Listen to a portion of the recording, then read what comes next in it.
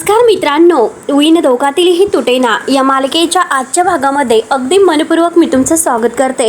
आजच्या भागामध्ये जेव्हा आदिराला आता रोहन म्हटलेलं असतो की मात्र सगळ्या बायका सुगरण आहेत, परंतु मात्र बायको सुगरण नाही असे तुम्हाला का म्हणालात, काय गरज होती तुला हे सर्व म्हणण्याची। म्हणून आता आदिराला फारच राग आलेला असतो। आदिरा खूप चिडलेली असते। तेव्हा आता रोहन म्हणतो की अगं आदिरा चिल चिल जरा चिल, अगं मी तुझी मस्करी करत होतो आणि मस्करीमध्ये मी तुला चॅलेंज केलं, हो की नाही। तू मात्र खरंच सो लुझर आहे, तुला मात्र तुझी हारच मान्य नसते आणि त्यात म्हणजे इतकं चिडण्यासारखं काय आहे। त्यावरती आता लगेच आदिरा खूपच चिडते। आदिरा म्हणते की अरे मी तुझ्यासाठी हे सर्व करत आहे आणि तुला तर असं वाटतं खरंच माझ्यासाठी काहीच करत नाही, सगळं काही करते तर ते फक्त दुसऱ्यासाठी, तुला त्याची कदरच नाही। त्यावरती आता पुन्हा आता रोहन म्हणतो की हे बघ अगं गोष्ट तुला येतच नाही, त्यामुळे मध्ये तू तुझा टाइम वेस्ट का घालते। त्यावरती लगेच आता आणि मला तर असं वाटलं होतं की तुझ्या चेहऱ्यावर जी काही स्माइल येईन आणि त्या स्माइलसाठी मी हे सर्व करत होते, परंतु आता मात्र त्याची तुला कदरच नाही। आणि तेवढ्यात मात्र बाबा तेथे येतात। बाबा म्हणतात की काय सुरू आहे, नक्की काय चालू आहे। आणि तेवढ्यात आता मात्र हा जी काही मंदा आहे ती मंदा सुद्धा तेथे आलेली असते आणि लगेच म्हणते की अधीरा अगं तो बिचारा थकून भागून आला, तू कशाला चिडचिड वगैरे करतेस बरं, अगं तू उगाच त्याच्यावर वैतागतेस, अगं तो तुझं त्याचं काम करतोय आणि तू तुझं काम कर। तेव्हा आदिराला आणखीनच राग येतो। आदिरा म्हणते की म्हणजे तुम्हाला फक्त तुमच्या मुलाचं दिसतं, परंतु माझं फक्त तोंड दिसतं, तुम्हाला तुमच्या मुलगा कसं वागतो हे नाही दिसत। तुमचा मुलगा किती सेन्सिटिव्ह बोलतो, परंतु तुम्हाला ते नाही दिसणार, तुम्हाला फक्त माझं दिसतं। आणि यू म्हणजे रोहनला म्हणते चूक माझी आहे, मी तुला सरप्राईज देण्यासाठी गेले होते, परंतु नेव्हर अगेन असे बोलून आता ती तोऱ्यातच आतमध्ये निघून जाते। आदिराला फारच राग आलेला असतो। तेव्हा आता मंदाला तर बोलण्यासारखंच होतं। मंदा म्हणते की अरे रोहन हे सर्व काय आहे, त्याला काही अर्थ आहे का, आणि हे सर्व कोण करणार, हा पसारा कोण आवरणार, मी नाही आवरणार बाबा, आणि तुम्हाला जर करता येत असेल तर तुम्ही करा। आणि रोहन तू गॅस बंद कर, आणि ती सुद्धा बाहेर निघून जाते।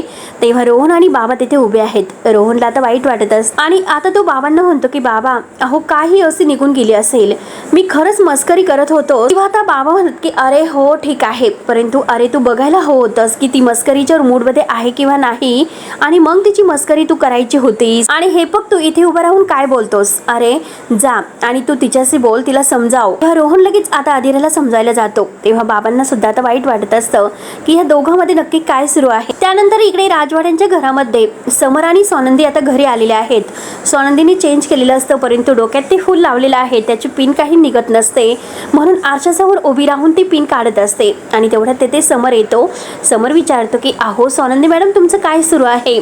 सोनंदी म्हणते की अहो डोक्यामध्ये पिन गुंतलेली आहे, ती काही निघत नाही। समर म्हणतो की अहो सोनंदी मॅडम राहून द्या, कशाला काढतात।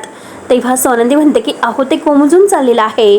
तर समर म्हणतो की तुमच्यावर फारच सुंदर दिसत आहे आणि माझ्याकडे द्या तुम्ही, मी माझ्या वहीमध्ये ठेवून देतो। तेव्हा सोनंदीने डोक्याचं लावलेलं जे काही फुल आहे तर ते फुल ती काढते आणि खुशात मात्र आता समरच्या हातात देते आणि लाजतच जायला निघते। तेव्हा लगेच समर तिचा हात धरतो आणि तेव्हा सोनंदी आणखीनच लाजते आणि समर तिला आपल्या मिठीमध्ये ओढून घेतो। तेव्हा आता सोनंदी म्हणते की अहो काय करतात तुम्ही। समर आता म्हणतो की मला खरंच तुमच्यावर आज खूप प्रेम येत आहे। सोनंदी म्हणते की अहो सोडा ना, दरवाजा उघडा आहे, आणि सोनंदी लगेच बाजूला होते। तर समर लगेच आता दरवाजा पुन्हा बंद करून घेतो आणि सोनंदीकडे खुश तो बघत असतो। तेव्हा लगेच आता सोनंदी म्हणते की अहो राजवाडे असं नका ना बघू माझ्याकडे। तेव्हा आता समर म्हणतो की अहो असं काय करतात, माझी बायको इतकी सुंदर, कमकुवत, बुद्धिमान। तेव्हा म्हणजे खरंच मला कधी कधी ना ह्या गोष्टीवर खरंच खूप आता म्हणजे अभिमानच वाटतो। तेव्हा सोनंदी म्हणते की बापरे इतकं कौतुक। समर म्हणतो की खरंच माझा विश्वासच बसत नसतो, परंतु तुमच्याकडे बघून मात्र मी खात्री करून घेत असतो की खरंच तुम्ही किती खरे आहात। तेव्हा लगेच आता सोनंदी हसते आणि म्हणते की हो का, आणि तुम्ही माझ्याकडे का बघतात, मी आहे ना, मी बघतो ना तुमच्याकडे, तुम्ही नका बघू। तेव्हा आता सोनंदी खुश होत म्हणते की माझा नवरा आहे ना खरंच अगदी वेल मॅनर्स, हँडसम, वक्तशील, दूरदृष्टी असणारा, कार्यशील, त्यामुळे मला सुद्धा माझ्या नवऱ्याकडे बघूशी वाटतं। तेव्हा लगेच समर म्हणतो की बापरे इतकं कौतुक, इतकं प्रेम, तर ठीक आहे आपण दोघं सुद्धा एकमेकांकडे असंच प्रेमाने बघत राहूयात, आणि हे बघा ब्लीम करायचं नाही, आणि ब्लीम केलं तर हरलात। तर सोनंदी म्हणते की ठीक आहे बघूयात कोण हरत आहे ते। त्यानंतर आता रोहन आपल्या रूम मध्ये आदिराला समजायला येतो, परंतु आदिरा बॅग वगैरे घेते आणि जायला निघते। तेव्हा रोहन तिला विचारतो की आदिरा तू कुठे चाललीस। आदिरा म्हणते की मला तुझ्याशी नाही बोलायचं। तर लगेच रोहन तिला म्हणतो की अधिरा, अगं काय झालं इतकं चिडण्यासाठी? अधिरा आता चिडलेलीच असते. अधिरा म्हणते की आता मात्र आपल्यामध्ये बोलण्यासाठी काही राहिलेलंच नाही, त्यामुळे आता मी जातेस. तर रोहन तिचा हात धरतो, ती जायला निघलेली असते. नॉट फेअर, अगं मी तुझी मस्करी करत होतो, मी वातावरण अगदी म्हणजे चिल करण्याचा प्रयत्न करत होतो, तरी सुद्धा मात्र तुला माझं बोलणं हे वेगळंच वाटतं. तेव्हा अधिरा रागानेच म्हणते की इनफ, तू तर काहीच बोलू नकोस, माझा बोलण्याचा मूडच नाही. एकतर ऑलरेडी माझं डोकं फिरलेलं आहे आणि त्यात म्हणजे तू आणखीन काहीतरी बोलशील आणि आता आणखीन आपलं भांडण होईल, त्यापेक्षा न बोललेलंच बरं राहील आणि आणखीन तू हर्ट होशील. त्यावरती आता रोहन म्हणतो की एकतर अगोदरच मी तुझ्यामुळे हर्ट झालेला आहोत. त्यावरती आता अधिरा म्हणते की सिरियसली, आणि परत म्हणजे तू सिरियसली म्हणजे हर्ट झालेला आहे का? म्हणजे तू मला दुखवलंस आणि तू का हर्ट होतोस? तर अधिरा म्हणते की मला माहिती आहे की तुला काय म्हणायचं आहे. तर रोहन तिला म्हणतो की समजून घे. अधिरा म्हणते की मला माहिती होतं की तू हेच म्हणणार होता. जेव्हापासून मी या घरात आलेले आहे तेव्हापासून मी तुला समजूनच घेते आणि तुझ्या आईला सुद्धा मी समजूनच घेत आले. मी आल्यापासून त्या माझ्याशी कसं वागतात, कसं बोलतात, आणि अधिरा म्हणजे तुला लग्न करायचं होतं तर तू ॲडजस्ट करून घे असं प्रत्येकजण म्हणतो आणि मी ॲडजस्ट करत आहे. म्हणून अधिरा आता तिचा आवाज चढलेला असतो, कारण ती थोडीच नाराजच झालेली असते. आणि या रिलेशनशिपमध्ये आता मात्र मी एकटी नाही, तू सुद्धा आहे याचा विचार कर. तेव्हा आता अधिरा भडकलेली आहे. तर रोहन तिला म्हणतो की अगं तू कुठून कुठे चाललीस? तेव्हा अधिरा म्हणते की अरे तुला असं वाटत असेल की तू माझ्याशी कसंही वागशील आणि ते सर्व मी सहन करेल, पण तसं नाही होणार. असे बोलून आता अधिरा रागानेच निघून जाते. रोहन आणखीनच हर्ट होतो. त्यानंतर आता इकडे समर आणि स्वानंदीचं खूपच छान गुलगुलू सुरू असतं. दोघे आता इतके लाडात आणि प्रेमात एकमेकांशी बोलत असतात. त्यानंतर समर स्वानंदीचं कौतुकच करत आहे. म्हणतो की आता प्रत्येकाला दिवसातील 24 तास मिळतात आणि स्वानंदी मॅडम तुम्ही त्या 24 तासामध्ये घरातील किती काम करत असतात, घरातील स्वयंपाक करत असतात, सगळं घर सांभाळत असतात, नोकरी करतात, वृद्धाश्रमात जातात, आता सगळ्यांची काळजी घेतात, आजीची सुद्धा काळजी घेतात, आणि जी काही तुम्ही आता झाडं लावली होती तर त्या वृद्धाश्रमामधील झाडांची सुद्धा तेथे जाऊन तुम्ही काळजी घेता. आणि बापरे, एका दिवसामध्ये मात्र किती करतात खरंच. तेव्हा आता स्वानंदी म्हणते की नाही, किती काही बोला तरी सुद्धा मी डोळे नाही मिटणार, कारण जेव्हा आता दोघांची पैज लागलेली असते की का नक्की एकमेकांकडे बघायचं आणि कोण डोळे खाली करतं, कोण डोळे मिटावं, म्हणून असं प्रत्येकाची आता ही सुरू असते. तर स्वानंदी आता असं म्हणते तर तुम्ही डोळे मिटवण्यासाठी मला हे सर्व बोलतात ना? समोर म्हणतो की नाही, बापरे, मी असं नाही बोलत तुम्ही डोळे मिटावं म्हणून. अहो मला मनापासून तुमचं कौतुक वाटतं म्हणून हे सर्व मी तुम्हाला सांगतो. तेव्हा आता स्वानंदी विचारते की खरंच, अगदी खरंच? समोर म्हणतो की हो खरंच. आणि शेवटी मात्र आता समोरने डोळे मिटलेले असतात. तेव्हा स्वानंदीला फार हसायला येतं आणि राजवाडे तुम्ही डोळे मिटलात, तुम्ही हारलात म्हणून स्वानंदी आता खूप खुश होते. समोर म्हणतो की अरे अरे अरे. स्वानंदी आता हसते आणि म्हणते की यस, मी जिंकले. आता समोर खुशच म्हणतो की स्वानंदी मॅडम, मी तुम्हाला खरं सांगतो, मी रोज तुमच्यासाठी हरायला तयार आहे. कधी कधी आपल्या माणसाला मात्र हरवल्या म्हणजे जिंकून दिल्यानंतर जे काही त्याच्या डोळ्यामध्ये तो आनंद येतो आणि ते हास्य आणि तो आनंद बघण्यामध्ये जास्त मजा असते. तर तेव्हा आता स्वानंदी खूपच लाजते आणि म्हणते की राजवाडे जरा आतीच होतंय. तेव्हा आता समोर स्वानंदीचं कौतुक करतो. लाजतच म्हणते की बास ना राजवाडे, अहो मला खरंच खूप अति होतंय. समर विचारतो की अहो तुम्ही असं काय करतात, नक्की तुम्हाला काय होतं बरं? स्वानंदी म्हणते की अहो माझी धडधड वाढते. समर म्हणतो की अहो वाढून द्या, अजून वाढून द्या, खूप काही वाढून द्या. आता स्वानंदी म्हणते की हो का, आणि मी सुद्धा तुमचं खूपच कौतुक करत बसेल की रात्र सुद्धा उलटून जाईल बघा बर का. तेव्हा मात्र आता समर म्हणतो की हे बघा, नवरा बायकोने मात्र एकमेकांचं कौतुक केलं पाहिजे, अशामुळे नातेही घट्ट होतात. एकमेकांचे कौतुक न करणारी अशी अनेक नाती मी बघितलेली आहेत आणि ती जोडपी सुद्धा. आणि हे बघा आता ते असं म्हणजे वेळेच्या अभावी सगळं काही एकमेकातील विसरून जातात, परंतु मला मात्र तसं करायचं नाही स्वानंदी मॅडम. हे बघा, आणि मला रोज तुमचं कौतुक करत राहायचं आहे. रोज मात्र आता आपल्या छोट्या छोट्या संसारामध्ये आपल्याला नवीन रंग भरायचे आहे. आता स्वानंदी खूप हसते आणि म्हणते की रोज रोज जर तुम्ही असं बोलायला लागला तर कंटाळून जाताल. तेव्हा आता समर म्हणतो की नाही, मी नाही कंटाळणार. जी म्हणते की नात्याची जी काही विण आहे तर ती रोज आपल्याला अशी विणावी लागते आणि ती अशी म्हणजे घट्ट होते. आता स्वानंदीच्या म्हणजे आता डोळ्यामध्ये आनंद अश्रू येतात. तर समोर म्हणतो की अरे बापरे, तुम्ही परत रडायला लागलात, मी काही चुकीचं बोलतो का, तुम्ही का रडता? तेव्हा आता स्वानंदी डायरेक्ट आता समोरच्या मिठीत येते आणि म्हणते की खरंच माझा नवरा खूपच चांगला आहे, मी खरंच खूप भाग्यवान आहे की मला तुमच्यासारखा नवरा मिळाला, मी खूप भाग्यवान आहे. तेव्हा समोर म्हणतो की हो नक्कीच, तुम्ही खरंच खूप लकी आहात, खरंच खूप चांगले आहात. हे बघा स्वानंदी मॅडम, बाद झालं, आता रडायचं नाही, डोळे पुसा बरं. आनंद झालेला आहे की नाही? हसा ना, अगदी आणखीन मोठ्याने. आनंद झालेला आहे ना, म्हणून तो स्वानंदीला गुदगुलगुल्या करत असतो. आणि काय झालं होतं असं विचारतो. तेव्हा आता लगेच स्वानंदी म्हणते की अहो, तुम्ही इतकं मन भरून कौतुक करतात, मग मात्र मला हसायला येईल की रडायला येईल सांगा बरं, म्हणजे इतकं छान वाटत होतं. मग विचारतो की मला एक गोष्ट सांगा, मी काय करून दाखवू, म्हणजे आता डान्स करून दाखवू का, जेणेकरून तुम्हाला हसायला येईल? तेव्हा आता स्वानंदी म्हणते की बास राजवाडे, बास आता. तर समर म्हणतो की काय केलं पाहिजे बरं?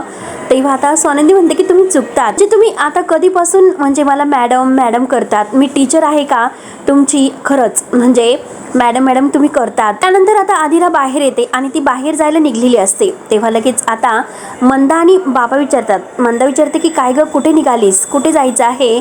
त्यावरती मात्र आता आदिरा तिचं तोंड पाडलेलंच असतं, ती तोंड पाडूनच उभी असते. बाबा विचारतात की अगं काय झालं? तेव्हा आदिरा म्हणते की बाबा प्लीज मला नाही बोलायचं. ती निघून जाते. तेव्हा लगेच आता बाबा म्हणतात की हे बघ मंदा, तू शांत राहा. मंदा म्हणत असते की रोहनने तिला डोक्यावर बसून ठेवलेला आहे आणि त्याचेच हे परिणाम आहेत. तेवढ्यात आदिरा गेल्यानंतर आता रोहन बाहेर येतो. तेव्हा बाबा विचारतात की रोहन काय झालं, ती इतकी तडकाफडकी का निघून गेलीस? मी तुला सांगितलं होतं ना तिच्याशी बोल म्हणून. आता रोहन म्हणतो की बाबा हे बघा, मी तिची मस्करी करत होतो, परंतु तिने खरंच किती सिरियसली हे सर्व घेतलेलं आहे. तर वरती आता मंदा म्हणते की तिला इतकं चिडण्यासाठी काय झालं होतं? डोकं शांत ठेवलं असतं तर काही बिघडलं असतं का? मंदा म्हणते की मी कुठे आगीमध्ये तेल ओतते. तेव्हा लगेच आता बाबा म्हणतात की हो, तू आगीमध्येच तेल ओतते आणि अशाने काही शांत होत नसतं, लक्षात ठेव. ते नवरा बायको आहेत आणि नवरा बायको मध्ये अशी भांडणंही होतच असतात. तो मंदा म्हणते की हे बघा, मी सुद्धा तुम्हाला किती टोकाचं बोलत असते, परंतु प्रत्येक वेळेस आता मी नमतं घेत असते आणि मी असे निघून जात नसते. आणि मला मात्र आता ह्या खरंच आदिराचा फारच राग येतो.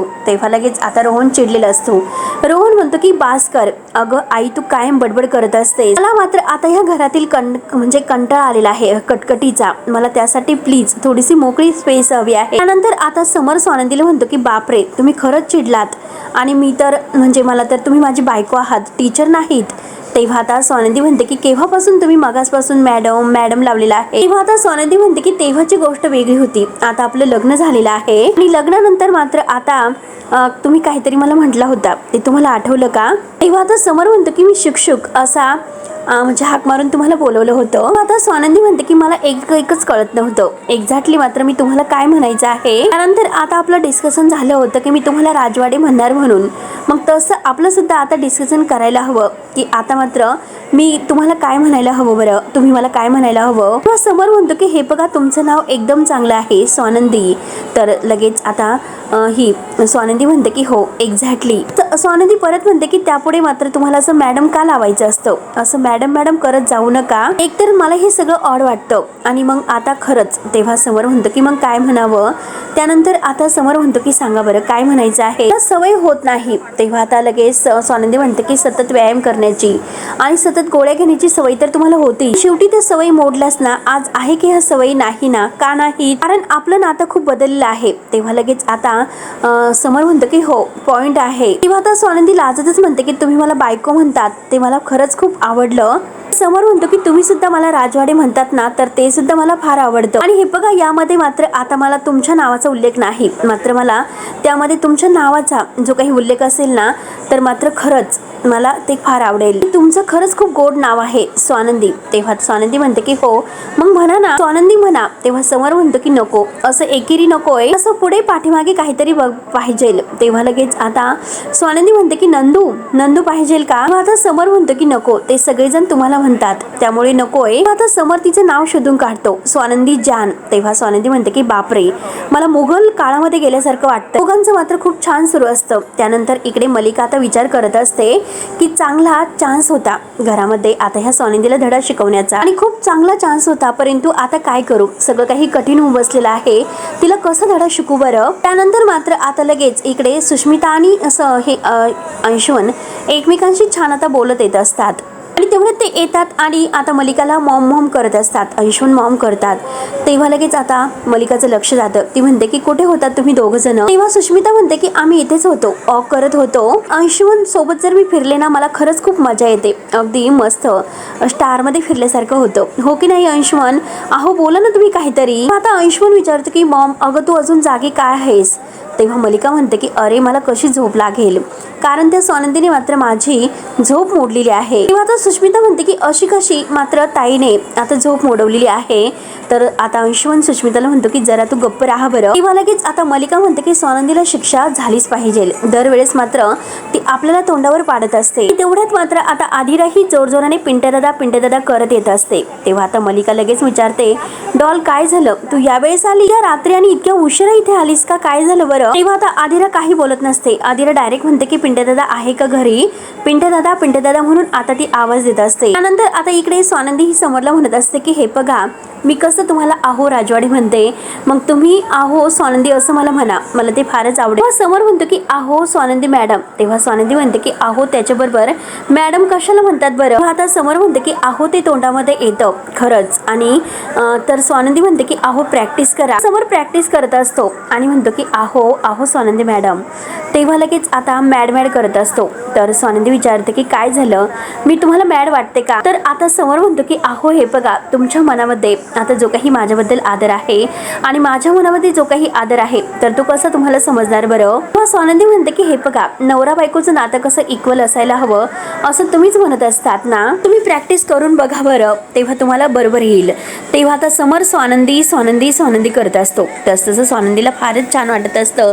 ती आनंदाने उड्या मारत असते. ती जरा बाजूला जाते. तर समोर म्हणतो की तुम्ही तिकडे का गेलात बरं, तुम्ही जर असं लांब जाणार असेल तर मी अजिबात मात्र आता नाही येणार, याला काय अर्थ आहे बरं. आणि तेवढ्याच स्वानंदी समोरच्या जवळ येते आणि आता लगेच त्याच्या गालाचा किस घेते. समोरला अगदी हवेत उडल्यासारखं होत असतं. तेव्हा समोरला इतका आनंद होतो, तो स्वानंदीच्या जवळ येतो, तिला धरतो. स्वानंदी खूप हसत असते आणि म्हणते की आता राजवाडे अहो गप्प बसा. ती खूप हसत असते, लाजत असते. समोर म्हणतो की तुम्ही आत्ता लाजतात, मगाशी नाही लाजलात. समोर म्हणतो की अहो आपल्याला गप्पच बसून सगळं करायचं आहे, अगदी बोलून नाही ना करायचं. आणि हे बघा स्वानंदी मॅडम, अहो हा गाल अजिबात दुखावला गेलेला आहे, याला कसं अन्याय करायचं, याला तुम्ही किस केलं, मग आता इकडच्या गालाला. तेव्हा स्वानंदी फार लाजत असते आणि समोरच्या मिठीत येते आणि आता मात्र तो स्वानंदीला चंद्र दाखवतो. तेव्हा स्वानंदी म्हणते की हो किती सुंदर दिसतो. समोर म्हणतो की तुमच्या इतका नक्कीच नाही. आणि तेव्हा आता स्वानंदी मात्र खूप हसत असते. समोर लगेच आता गाण्याची एक ओळ म्हणतो चंद्रावर. तेव्हा स्वानंदीला आणखीन हसू येतं. समोर म्हणतो की आता फक्त एकच ओळ मी म्हटलो म्हणजे मी इतका कठीण गातो का, तुम्हाला नाही आवडत का. तेव्हा आता स्वानंदी म्हणते की नाही तुम्ही वाईट नाही गात, परंतु हे सगळं चंद्रमाच्या साक्षीने तुम्ही बोललात तेव्हा मला सगळं खरं वाटेल. तेव्हा जाऊयात आपण शतपावली करूयात. तेव्हा आता समोर म्हणतो की तुम्ही म्हणताल तसं. स्वानंदी म्हणते की थांबा मग आपण जाऊयात. तेव्हा आता दोघेही खूप खुश होतात. तर हा भाग येथे संपतो. पुढील भागामध्ये नक्की काय होईल हे बघायला विसरू नका. तोपर्यंत धन्यवाद.